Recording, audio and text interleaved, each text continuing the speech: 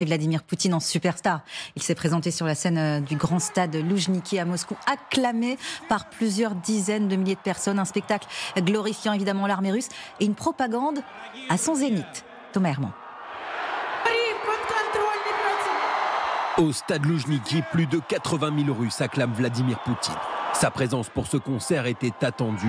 L'occasion pour lui de remercier ses troupes après un an de combat. Nos soldats se battent héroïquement, courageusement, bravement. Nous sommes fiers d'eux, nous sommes fiers. Et en leur honneur, 3 fois hurrah. Ils devraient entendre notre salut.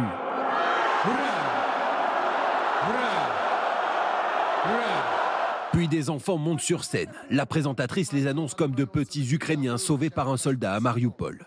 Les Russes sont accusés d'avoir enlevé des milliers d'enfants. Le Kremlin assure de son côté qu'il s'agit d'adoption légale. Спасибо дяде Юре за то, что он меня, мою сестру и сотни тысяч детей спас с Мариуполя.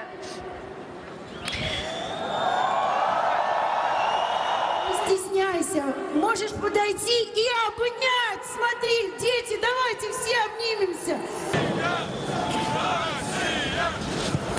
Vladimir Poutine s'est également adressé aux Européens et Américains, estimant qu'ils mènent une guerre par procuration pour tenter d'anéantir la Russie.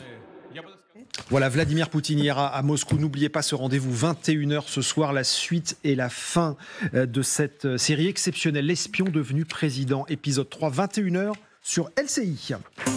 Consortium de médias, Margot, qui révèle désormais que Vladimir Poutine, puisqu'on en parle, n'avait pas prévu de s'arrêter aux frontières de l'Ukraine dans sa conquête.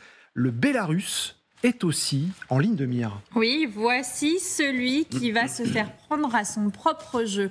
Alexandre Loukachenko, président de Biélorussie et vassal de Vladimir Poutine. Un document de 17 pages du Kremlin qui a fuité et qui révèle que Vladimir Poutine compterait prendre le contrôle total de la Biélorussie d'ici à 2030. Des étapes bien précises sont énumérées et font froid dans le dos. Regardez, adapter la législation biélorusse à la Russie, prendre le contrôle de la politique étrangère du pays, accroître la présence militaire russe dans le pays, mais aussi assurer la suprématie de la langue russe, introduire une procédure simplifiée pour les passeports russes et la création de nombreux médias russes sur le territoire biélorusse. Autant vous dire qu'avec l'invasion de l'Ukraine, Vladimir Poutine a déjà avancé sur beaucoup de points. Regardez, environ 30 000 soldats russes sont déjà positionnés en Biélorussie. La constitution aussi a été modifiée pour autoriser le déploiement d'armes nucléaires russes sur le territoire biélorusse et 42% du pays est déjà russophone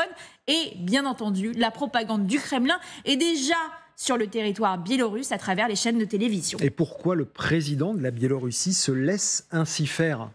On va dire que Alexandre Loukachenko n'est pas le plus courageux des dirigeants de cette planète. Vladimir Poutine le caresse dans le sens du poil pour mieux l'abattre. En décembre dernier, le chef du Kremlin, qui fait rarement des voyages, s'est rendu à Minsk pour rencontrer Alexandre Loukachenko et lui a dit droit dans les yeux, la Russie n'a pas intérêt à absorber qui que ce soit, cela n'a pas de sens tout simplement. Et pourtant, la trahison se fait sentir, mon cher Stéphane. Alexandre Loukachenko est complètement dépendant de Vladimir Poutine à cause principalement de 2 choses. Tout d'abord, c'est grâce à lui qu'il est resté au pouvoir en 2020 malgré des fraudes électorales très grossières et il s'est mis tout l'Occident à dos. Autre chose sur le plan économique, et c'est ça qui lui donne la corde au cou à Alexandre Loukachenko, c'est que la Russie subventionne le régime de Loukachenko à hauteur d'au moins 4 milliards de dollars par an sous forme de gaz et de pétrole à prix d'amis. Comme vous le voyez, la Biélorussie est totalement affaiblie et Vladimir Poutine a une petite relation assez sadique avec Alexandre Loukachenko. La Poutine-dépendance de Loukachenko. Il n'y a pas qu'avec lui, mais effectivement, c'est mis en lumière ce matin. Encore plus avec lui. Encore plus avec lui. Voilà, merci beaucoup Margot LCI.